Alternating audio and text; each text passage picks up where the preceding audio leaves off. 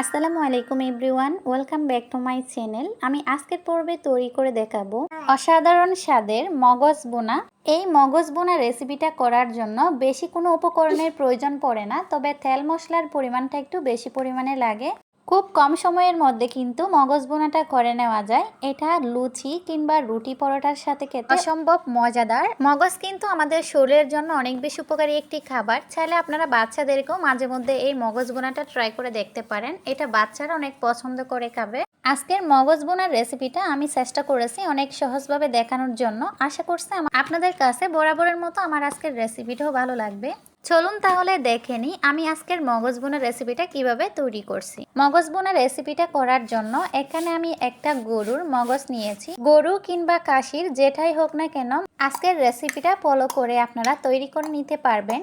মগজ কিন্তু সরাসরি পরিষ্কার করা যায় না, মানে এরকম খাঁচা থাকা অবস্থায় পরিষ্কার করা যায় না। উপরের স্কিনে যে রক্তাক্ত রগগুলো দেখতে পাচ্ছেন, এগুলো যদি হাত দিয়ে টানতে যান তাহলে মগজ কিন্তু ভর্তা হয়ে যাবে, ভালো করে পরিষ্কার করতে পারবেন না। তাই মগজ আনার সাথে সাথে একটু গরম পানিতে দিয়ে হালকা করে সিদ্ধ করে নিতে হবে। এভাবে সিদ্ধ করে নিলে কিন্তু ভালোভাবে পরিষ্কার করতে পারবে। চুলায় একটা প্যান বসিয়ে দিয়ে পরিমাণ মতো পানি দিয়ে পানিগুলোকে সিদ্ধ করে নেব। পানি সিদ্ধ বসানোর সময় হালকা করে ভিনেগার কিংবা লেবুর রস অ্যাড করতে পারেন, এতে করে এক্সট্রা গন্ধটা চলে যাবে। ইতিমধ্যে কিন্তু পানিতে ব্লক আসতে শুরু করছে। এ পর্যায়ে অ্যাড করে দিলাম 1 টেবিল চামচ হলুদের গুঁড়া। এবার ভালো মতো একটা পানিতে ব্লক তুলে নেব, তারপর মগজটা আমি অ্যাড করে দেব। পানিতে সুন্দর মতো ব্লক চলে আসছে। এই পর্যায়ে আমি সমস্ত মগজটা পানিতে দিয়ে দিচ্ছি। মগজটা দেওয়ার পর 3 থেকে 4 মিনিট এটাকে উল্টিয়ে পাল্টিয়ে এভাবে সিদ্ধ করে নিতে হবে। এভাবে সিদ্ধ করলে মগজটা কিছুটা শক্ত হবে, এমনকি ভিতরের যে রক্তাক্ত রগগুলো আমরা পাস্টে দেখেছিলাম সেই রগগুলো কিন্তু খুব সহজভাবে ছুটে আসবে। মগজটা প্রপারলি সিদ্ধ হয়ে গিয়েছে। এ পর্যায়ে চুলা থেকে নামিয়ে পরিষ্কার পানি দিয়ে ধুয়ে নিতে হবে। পরিষ্কার পানি দিয়ে আমি মগজটা ধুয়ে নিয়েছি। এখন হাত দিয়ে যতটা সম্ভব টেনে টেনে উপরের স্কিন এবং রগগুলোকে ভালোভাবে পরিষ্কার করে নিতে হবে, যেন ভিতরে একটা রগও থেকে না যায়। ঠিক যেভাবে আমি টেনে টেনে মগজটা পরিষ্কার করতেছি এভাবে করবেন, খুব সহজভাবে কিন্তু পরিষ্কার হয়ে যাবে। পুরো মগজটা আমি সুন্দরভাবে পরিষ্কার করে নিয়ে একটা চপিং বোর্ডে নিয়ে নিলাম। এখন ছুরির সাহায্যে এগুলোকে কুচি কুচি করে কেটে নিতে হবে যতটা সম্ভব। কিমার মতো করে যদি আপনারা পারেন তাহলে তো ভালো, তবে একেবারে ভর্তা করে ফেলা যাবে না, একটু মিহি করে কুচিয়ে নেওয়ার চেষ্টা করবেন। আমি মাংস যেভাবে কিমা করে ঠিক ওই সাইজের করে মগজটা সম্পূর্ণ কেটে নিয়েছি। এখন সরাসরি চলে যাচ্ছি রান্না। চুলায় পরিমাণ মতো তেল বসিয়ে দিয়ে দিলাম একটা তেজপাতা, আর দিয়ে দিচ্ছি গরম মশলার মধ্যে এলাচ, লবঙ্গ আর দারুচিনি। খুব অল্প সময়ের জন্য গরম মশলার ফোড়নটাকে ভেজে নিচ্ছি।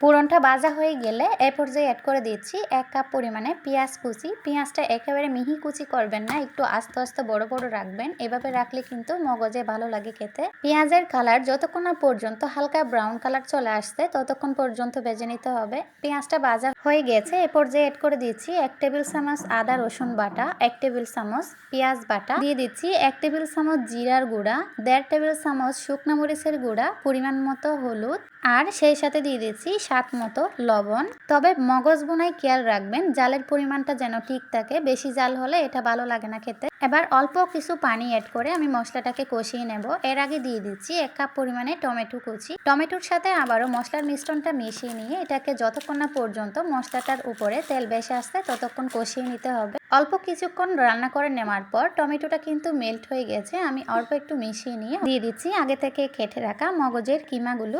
এবার হাতে 5 মিনিটের মতো সময় নিয়ে মশলার সাথে এটাকে নেড়ে ছেড়ে মিশিয়ে নিতে হবে। একদিকে মগজটা মশলার সাথে মিশানো হবে, অন্যদিকে কিন্তু কষানোর কাজটাও হয়ে যাবে। ভালোভাবে কষিয়ে নেওয়ার পর অ্যাড করে দিতে হবে সামান্য পরিমাণে পানি। মগজ কিন্তু অনেক নরম, এটা সিদ্ধ হতে একটু টাইম লাগে না, তাই অল্প পরিমাণে পানি দিয়ে এটাকে রান্না করে নিতে হবে। রান্নাতে ভালোভাবে ব্লক চলে আসছে। এই পর্যায়ে আমি অ্যাড করে দিচ্ছি 1 টেবিল চামচ শাহি গরম মশলা। এরপর আর নাড়াচাড়া করা যাবে না, ঢাকনা দিয়ে এটাকে দমে রাখছি 7 মিনিট। এরপর ফিরে আসছে, দেখুন মগজ থেকে কিন্তু পানিটা সম্পূর্ণ শুকিয়ে আসছে। এ পর্যায়ে আমি আর ঢাকনা দেব না, এখন অনবরত নেড়ে ছেড়ে মগজটাকে ভুনে বুনা করে নামিয়ে নেব। একেবারে সম্পূর্ণ ড্রাই বুনা করলে কিন্তু মগজ বুনা খেতে অসম্ভব ভালো লাগে, তাই আমি ড্রাই করে নামিয়ে নিলাম। আপনারা আপনাদের পছন্দ মতো গ্রেভি রেখেও নামিয়ে নিতে পারবেন। তো এভরিওয়ান, আমার আজকের রেসিপিটা আপনাদের কাছে কেমন লাগছে কমেন্ট সেকশনে জানাবেন। আজকের মতো এখানেই বিদায় নিচ্ছি, চলে আসবো নতুন কোনো রেসিপি নিয়ে। সে পর্যন্ত ভালো থাকবেন সবাই। আল্লাহ হাফিজ।